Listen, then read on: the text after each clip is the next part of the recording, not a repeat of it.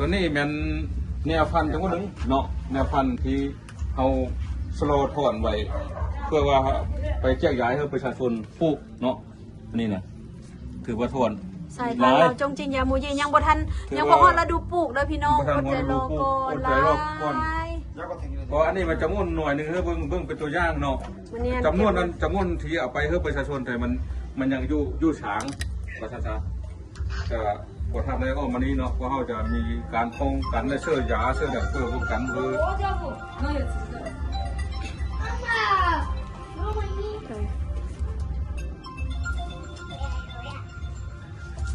กำลังเริ่มเนาะ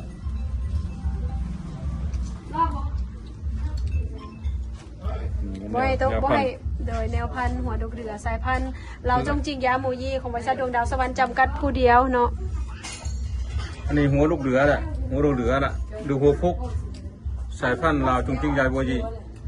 ถือว่าตัวนี้เพื่อเก็บถอนไปเพื่อแจกย้ายเพื่อไปปลูกเนาะจะมีจำนวนหลายเพราะว่าพอตามความต้องการ